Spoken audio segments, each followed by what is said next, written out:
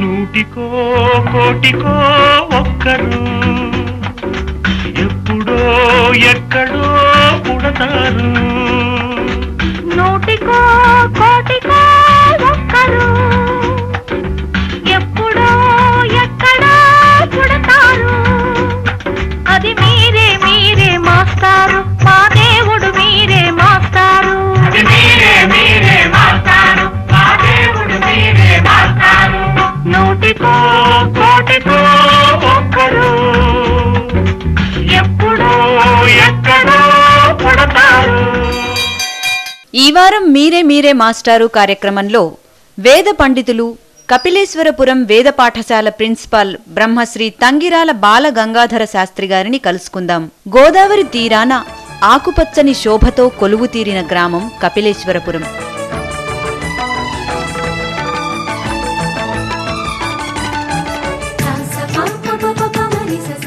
జలజల పారే గోదావరి, గలగలమని ప్రవహించే పైరగాలి ఆ ఊరు చేరేవారికి మనోహరంగా స్వాగతం పలుకుతాయి.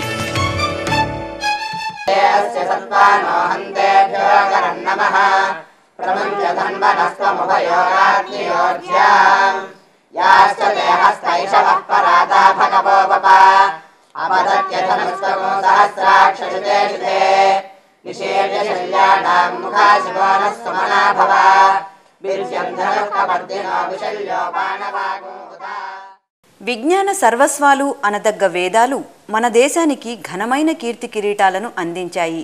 వాటిని రక్షించి పోషించి కాపాడుకోవాల్సిన బాధ్యత ఎప్పటికప్పుడు సమాజంపై పడుతోంది. వేదాలు చదివే బాధ్యతను, వాటిని నిష్టగా ఆచరించే బాధ్యతను కొందరికే కేటాయించడంతో వీటిని కాపాడే బాధ్యత సమాజం తీసుకోలేకపోతోంది.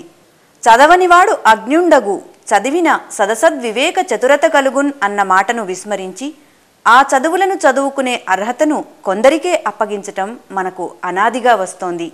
వేదాలు చదివిన మాస్టారు మీరే చెప్పండి, వేదాలు అగ్రవర్ణాల వారికేనా? అందరినీ చదువుకోనివ్వడానికి అభ్యంతరం దేనికి? వేదం చదువుకునే వారికి కొన్ని నియమాలు ఉన్నాయి. ఆహార ధర్మాలు ఉంది, మొట్టమొదట వ్యవహార ధర్మాలు ఉన్నాయి, విహార ధర్మాలు ఉన్నాయి. ఈ వ్యవహార ఆహార నియమాలు ఉన్నాయి. నియమముతో అధ్యయనం చేస్తేనే కానీ ఆధ్యాత్మిక విద్యను ఉపయోగించవు. నియమపూర్వకంగా అధ్యయనం చేయాలి. ఆ నియమాలు ఇతరుల దగ్గర లేవు. అంటే కొంతకాలం పూర్వం ఎవరి దగ్గర లేనట్లేదు, పూర్వం అందరి దగ్గర ఉండేవి.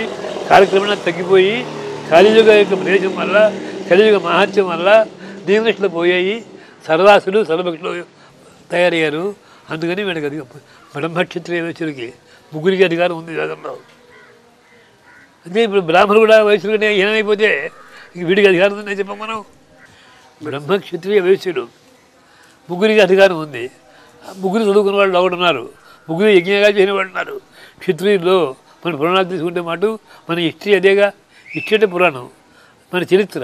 ఆ చరిత్రలో క్షత్రుడు వేదాధ్యయనం చేసినట్టుగా, కృష్ణుడు పరమాత్మ శాంతి విడికి వెళ్ళి చదువుకున్నట్టుగా ఇవి భాగవతంలో కూడా ఉన్నాయి. ఇవన్నీ అంటే పురాణాలు తీసి చదువుకుంటే ఇతరులుగా చదువుకున్నట్టు ఉంది. చదువుకోకూడదు నేను అంటాను దేవుడు కూడాను. వాడికి ఆ నియమాలు దేవుడుతున్నాను. ఆ నియమాన్ని భరితుడికి చదువుకునే అర్హత లేదు. వాడికి బ్రాహ్మణైనా సరేవాడు. అదే ఆ నియమాలు లేవు. నియమంతో అధ్యయనం చేయాలి. నియమాలుగా అధ్యయనం చేయకపోతే వచ్చేస్తుంది. ఎందుకంటే వెనక ఒక బ్రాహ్మణ దగ్గర ఇద్దరు విద్యార్థులు చదువుకుని చేరారు. వాళ్ళ అబ్బాయికి పాఠం చెబుతూ ఉండేవాడు. ఆయన రోజు సంధ్యానం చేయడం, స్నానం చేయడం, వచ్చి ఆ గాయత్రి చేసుకోవడం, ఇవన్నీ చేస్తూ తర్వాత ఏదో సమయంలో పొద్దున్నప్పుడే ఏం తిరగకుండా ఉన్నప్పుడే పాఠం చెప్పడం వాడికి ఇలా చేస్తూ వచ్చాడు. ఒక 2 ఏళ్ళ పాటు ఉన్నాడు. చివరి విద్యార్థి గారు వచ్చిన ఆయన 2 ఏళ్ళ పాటు ఉన్నాడు. అయినా వీడికి ఏదో 10 మంత్రాలు ఎక్కువ అవ్వలేదు వీళ్ళకి. వీళ్ళ అబ్బాయి కూడా అలాగే ఉన్నాడు. ఇదే పాఠం అని చెప్పి గబాబా నుంచి వెళ్ళిపోయాడు. పాఠం మీద వెళ్ళి చదువు చెప్పిన వెళ్ళారు. గబగబా 4 ఏళ్లలో ఘనాందని చెప్పి ఘనాపడి అయిపోయారని ఈ గురువారికి వచ్చాడు చెప్పడానికి. ఏమంటే గురువుగారు ఘనాంతం వచ్చి వదిలి చేశానంటే వస్తానని చెప్పాడు. గురువారు ఘనపట్టి వీళ్ళ అబ్బాయి ఇంకా సేవ చదువుకుంటున్నాడు. బాగుంది, సంతోషం, చాలా తప్పించో గొప్పవాడైపోయాం. మరి గురువారు ఆనందించి దుడ్డు వెళ్ళి స్నానం చేశారా అన్నాడు. దుడ్డు ఛాతి చేశారు. వీడు స్నానానికి వెళ్ళాడు. మా పిలిచి గుళ్ళో చేదాన్ని అన్నాడు. ఘనపడి నువ్వు చేదకాలానికి నిండుకున్నాము, వేదం చదువుకున్నావు కదా, ఆ మంత్రాలతో ఏం పనిచేసుకోలేవా అని వాళ్ళ అబ్బాయిని పిలిచి ఒరేవాడిగా స్నానం చేయించరా అన్నాడు. ఆ అబ్బాయి వారికి గురువు తిరిగి ఈ మమ్మీ రసూలు శివ చెప్పి ఆ మంత్రాలు చెప్పినప్పటికీ జమజా పొంగుతో నీరు పైకి వచ్చేసింది. అప్పుడు స్నానం చేసి వచ్చాడు. అదే గాడికి అప్పుడు ఒక ముక్కిందని నువ్వు వేదం ఘనపడి అయినా కానీ ఒక మంత్రం నీకు స్వాధీనం కాలేదు, ఏం లాభం నీ చదువు. మా వాడు చిన్నాడైనా నేను స్నానం చేయించాడు వెళ్ళి, వీడికి ఏం గ్రంథం కాలేదు పూర్తిగాను, ఇక చాలా చదువుకొస్తుంది. అంతే నియమపూర్వక అధ్యయనం నేను అధ్యయనం ఎందుకు తెలపలేక నువ్వు పనికిరావు పొమ్మనాడని. అలాగే నియమపూర్వకంగా అధ్యయనం చేస్తే కానీ అధ్యయనం పనికిరాదు బాబు. అంతేనే ఈ నియమాలు అంత దగ్గర వాడు ఆపస్తముడు తస్మాదవరేశ్వరయో నజాయంతే నియమాతిక్రమణీయస్య అవర్జనీయత్వాతు అని ఇచ్చాడు ఆయన. అంటే కొత్తగా ఋషులు అప్పుడు పూర్వకాలం అంతా ఋషులేగా మరి వాడంతా గ్రంథాలు రాశారు కదా. ఈ కలియుగంలో ఋషులు పుట్టున్నాడు. తస్మాత్ అవరేష్ అషజా నజాయంతే. ఈ కొత్తగా తయారైన వాళ్ళలో పూర్వంతా ఋషులు ఉన్నారు, వాళ్ళ పరంపరే మంది ఋషులకు సంతానమే మనం. అదే ఎవరు చెప్పుకున్నాం మనం ఋషుల వాళ్ళని. మన సంతతి ఎక్కడిది? ఋషుల సంతతి. ఆ ఋషుల వాళ్ళమైనప్పటికీ మన ఋషులు కావు. ఎందుకు కావంటే నియమాతిక్రమణం అనేది వర్జనీయం వదలలేడవడము. నియమం వదిలిపెట్టడం తప్పని పరిస్థితుల కారణం వల్ల నియమాలు త్యాగం చేస్తాం కనుక మన త్యాగం అవుతుంది. జాతర నియమాతిక్రమణం అవర్జనీయం. అంచేత ఋషులు పుట్టున్నాడు. అంటే ఋషులు అర్థం ఏంటి? నియమంలో ఉన్నవాడు కావాలి. ఆ నియమాలు లేవు మన దగ్గర. ఆ నియమాన్ని ఇప్పటికీ మనం పనిచేయగలం. ఆ నియమం ఉండాలి ముందు మొట్టమొదట. అధ్యయనం చేయాలి, నియమాలుగా అధ్యయనం చేయాలి, వాటిని జాగ్రత్తగా వాడుకోవాలి. అలా చేస్తే ఇప్పటికీ అవి పనిచేస్తాయి, చూపిస్తున్నాం. ఎటువంటి నియమాలు ఉండాలంటారు? చాలా నియమాలు విని చెప్పినవి అధ్యయన నియమాలు బ్రహ్మచార ధర్మాలు ఉన్నాయి. ధర్మాసనంలో అధ్యయన నియమాలు ఉన్నాయి, ధర్మాసన నియమాలు ఉన్నాయి. ఎప్పుడు చదవాలి, ఎప్పుడు చదవకూడదు, ఎప్పుడు కూర్చోవాలో ఎలా ఇవన్నీ దానిలో ఉన్నాయి. ఎలా ఉచ్చరించాలో అది కూడా శిక్ష ఉంది. మంత్రో హీన స్వరతో వర్ణతో వా మిథ్యా ప్రయుక్త అనమత్తమ. వేదం ఉచ్చరించాలంటే ఎక్కడ ఏదైనా స్థానము, ప్రయత్నము, కరణమని ఉంటాయి. ఒక అక్షరానికి ఉచ్చరించడానికి స్థాన ప్రయత్న కరణాలు ఉంటాయి. ఆ అనాలనుకోండి, ఆ అంటే దానికి ఎంత ప్రయత్నం ఉంది అంటే ఆ అనాలి. ఆ అంటే ఎగిరిపోతుంది మళ్ళీ. అలా ఎక్కువ ప్రయత్నం చేయకూడదు, ఒకటి ప్రయత్నం చేయకూడదు. ప్రయత్నం, స్థానం, కంఠస్థానం అనాలి. ఆ అనకూడదు మళ్ళీ నోటి పెంచేసి. అంటే స్థానము, ప్రయత్నము, కరణము, అంటే స్థాన ప్రయత్న కరణములతోటి ఏ అక్షరం ఎలా ఉచ్చరించాలో ఆ విధిగా గురువు ఉచ్చరించాడు, ఉచ్చరింపజేస్తాడు. అలా చెప్పుకుంటేనే అది వేదం అవుతుంది. స్వరత వర్ణతో స్వరం కానీ వర్ణంగా పలక కానీ చేస్తే ఆ మంత్రము ఆ అర్థాన్ని చెప్పదు, ఆ ఫలితాన్ని ఇవ్వదు. అంటే ఆ నియమపూర్వకం అంటే అర్థం ఈ ఉచ్చారణ దగ్గర నుంచి నియమాలు ఉన్నాయి, అధ్యయనం చేయడానికి నియమాలు ఉన్నాయి. అవన్నీ పాటించుకుని చేస్తే వేదం ఫలిస్తుంది, కనిపిస్తుంది ఫలితానికి. 1973 సంవత్సరం నాడు ఒకమాడు పరమాచార్యులు వారు అంటే కంచి కామకోటి పీఠాధిపతులు సంచారం వచ్చారు. వస్తే ఒకప్పుడు కోనసీమ అంతా కూడా వేదపండితో కలకలకలాడిపోయేటువంటి ఆ కోనసీమ ఆయన వెలవెలబోయింది. దానికి ఇవాళ ఏమిటి ఇలా అయిపోయింది అనుకుని ఎవరు వేదాలు చదువుకోవటం లేదు, ఈ వేదాలన్నీ కూడా మూలపడిపోతున్నాయి, నశించిపోతున్నాయి కనుక దీన్ని ఉద్ధరించాలనేటువంటి కోరిక లోపల కలిగి దొరగారు ఏం చేయమన్నారని అడిగితే ఏదైనా మంచి పని మంచి మా ధనానికి సద్వినియోగం చెప్పమని వారు అడిగితే వేదాలన్నీ మూలపడిపోతున్నాయి, వేదం ఎవరు చదువుకోవడం లేదు కనుక వీళ్ళకి ప్రోత్సాహం కల్పించి వేద పాఠశాల పెట్టి వేదాలు చెప్పించవలసిందని చెప్పి వారు ఆదేశిస్తే వారి ఆదేశంతో ఇక్కడ 73లో ఇక్కడ పాఠశాల పెట్టారు. దానికి అధ్యాపకుడు ఇక్కడికి వచ్చాను. నేను వచ్చి ఇక్కడ నేను యజుర్వేదం చెప్పాను, అథర్వవేదం చెప్పాను, ఋగ్వేదం క్రమాంతం, యజుర్వేదం క్రమాంతం చెప్పాను, ఋగ్వేదం కూడా చెప్పాను. మన ఆంధ్రదేశంలో నేను వచ్చేటప్పటికీ ఇద్దరే ఉండేవారు ఇక్కడ శుక్రయజుర్వేదానికి. ఋగ్వేదం అసలు ఇక్కడ లేదు, చుట్టుపక్కల లేరేడు ఇక్కడ. అథర్వవేదం నేను ఒకటే మీకు ఓడాడు. ఈ స్థితిలో 10 మంది ఇక్కడ అథర్వవేదంతో నన్ను తయారు చేశాను, ఋగ్వేదం వాళ్ళు 10 మంది తయారు చేశాను, యజుర్వేదం చాలామంది తయారు చేస్తున్నారు, తయారయ్యేంత వాళ్ళే తయారు చేస్తున్నారు. అంటే ఈ పాఠశాల పెట్టిన తర్వాత ఒక 80 సుమారు మంది విద్యార్థులు నిష్ణాతులైన వాళ్ళు ఇక్కడ తయారై వీళ్ళు ఎక్కువ ఈవాడ ఈ పాఠశాల ప్రవేశం పెట్టేవాడు కూడా 30,000 తక్కువ సంపాదించుకోవడం రోజుకి నెలకి. ప్రతి దేవస్థానం వాళ్ళు వీటిని స్వీకరించేయారు. దేవస్థానం విడిగా ఉన్నా సరే వీళ్ళంతా కూడా బాగానే సంపాదించుకుంటారు. చాలామంది అమెరికాలో కూడా ఉన్నారు. వెళ్ళిన వాళ్ళు ఇక్కడ చదువుకున్న వాళ్ళు మా విద్యార్థులు అమెరికా విదేశాల్లో కూడా ఉన్నారు.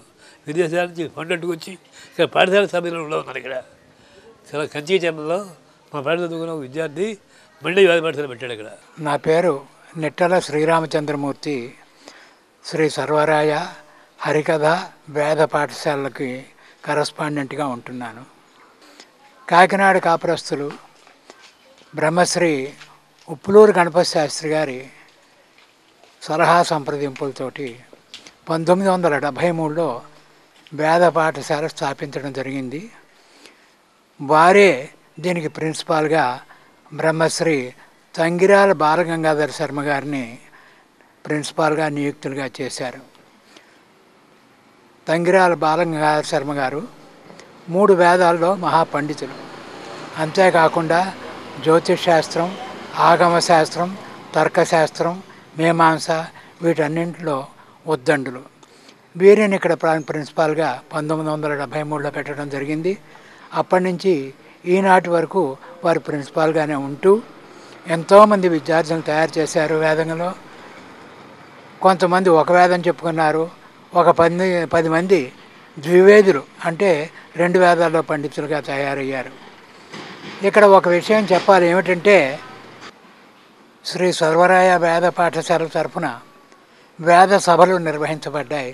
అదేవిధంగా ఇక్కడ ఉపాధ్యాయులు విద్యార్థులు పలు వేద సభల్లో పాల్గొనడం, ప్రశంసలు పొందడం జరిగింది. మచ్చుకి ఒక విషయం చెప్పాలి. ఉజ్జయినిలో కల్పవల్లి కార్యక్రమం అని జరిగింది. దానికి దేశంలో నలుమూల నుంచి కూడా పండితులు వచ్చారు, కాశీ పండితులు వచ్చారు. ఎంతోమంది వచ్చినప్పుడు మన విద్యార్థులు కూడా అందులో భాగస్వాములయ్యి వేదం చెప్పారు. అందులో 8 నుంచి 12 ఏళ్ల మధ్య ఉన్న విద్యార్థులను చూసి వారు ముచ్చటపడి మళ్ళీ చెప్పించుకున్నారు వేదం. అప్పుడు వారు ఒక్క మాట అన్నారు, వేదాన్ని చెప్పాలంటే ఆంధ్రులే చెప్పాలి, ఇంత స్పష్టంగా ఇంకెవరు చెప్పడం కష్టము, వీరి ఉచ్చారణ చాలా చక్కగా ఉంటుంది అని మెచ్చుకున్నారు. ఆనాటి కార్యక్రమంలో బాలగంగాధర శర్మ గారు, వారి కుమారులు విశ్వనాథ శర్మ గారు, వారి మనుమలు వీరంతా కూడా ఉన్నప్పుడు ఆ కార్యక్రమాలని నడిపించినటువంటి కాళిదాస అకాడమీ డైరెక్టర్ వేద పరంపర అంటే ఇదేనండి. ఇదిగో ఈనాడు మనం చూస్తున్నాము 3 తరాల వారిని.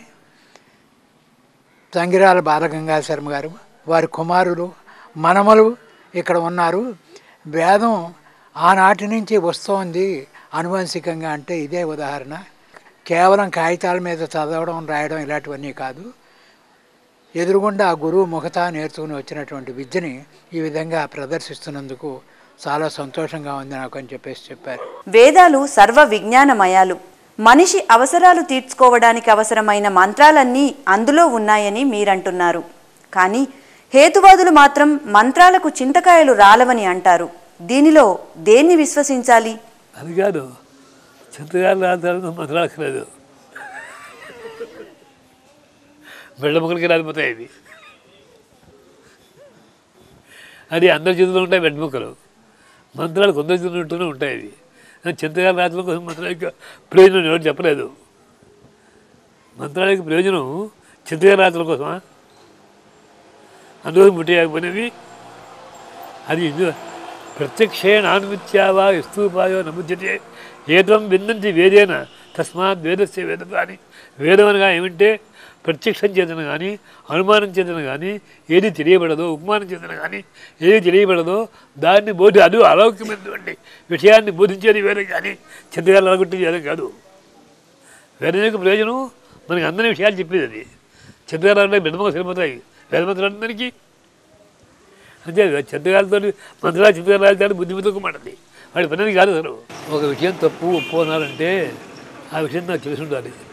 మొట్టమొదటి వేదం అంటే తెలియదు కదా వీళ్ళకి. ఆ వేదం గురించి మాట్లాడక వీళ్ళు ఎక్కడి నుంచి వీళ్ళకి వేదం చదువుకున్నారు. పోనీ వీళ్ళు చదువుకొని తప్పంటే అంగీకరిద్దాం. ఆ వేదం చదువుకోలేదు, ఈ వేదంలో చెప్పండి తప్పండి ఎలాగదే మాట. ఆ మాట పొందిన విందా కదా మాట, విశ్వసించక మాట మనం. అది వాడు మాట్లాడకపోయినా వాడు చదువుకున్నవాడే వీడిని తప్పంటే ఆలోచిద్దాం. వీడు వేదం చదువుకున్నాడు పని, వేదంలో చదివారా పని. వేదం తెలిసిన వీళ్ళకి వేదం తెలుసుకోవాలంటే ఉరికే సాహిత్యాన్ని అర్థం కాదు. అది శిక్ష, వ్యాకరణము, ఛందస్సు, కల్పము ఇవన్నీ తెలిసిన వాడికే అది అవగాహన అవుతుంది. లేనివాడికి అవగాహన కాదు. వాడు ఏదో సాహిత్యాన్ని వాడికి కుదరదు. వాడికి ఏదో చెప్పినది మాత్రానికి వేదాలు కావు అవి. అంటే వేదాంతం చెప్పడం చాలా కష్టంతో కూడిన విషయం. దాని అర్థాన్ని సాధించడం చాలా అంతకంటే ఎక్కువ శ్రమతో కూడిన పని. అంటే ఎక్కువ బుద్ధివంతులు, ఎక్కువ ఆధ్యాత్మిక చింతన గల వాళ్ళకి ఇది లభ్యమవుతుంది. అందరికీ లభ్యమయ్యే విషయం కాదు. శ్లోకానికి అర్థం చెప్పడానికి వీళ్ళు వేదానికి అర్థం చెప్తారా? ఒక శ్లోకాన్ని అర్థం చెప్పంటే చెప్పలేకపోతున్నారు. ప్రతిదానికి కారణం అడగడం హేతువాదుల పని. ఏ కారణం లేకుండానే ఇంతటి విజ్ఞానాన్ని మన పెద్దలు సృష్టించారా? వేదాలు కూడా కార్యకారణ సంబంధం గురించి చెబుతున్నాయి కదా. అందుకని వేదాలలో హేతువాదం ఉందని అనవచ్చా? హేతు అనగా ఏమి? హేతు అంటే కారణం ఉన్నారు అంతేనా? హేతు అంటే కారణం, అనుమానానికి హేతు కారణం అంతేనా మీరు చెప్పింది? అనుమానంలో ఏం చెప్తాడు? వన్యమాన్ ధూమాత్ అంటాడు.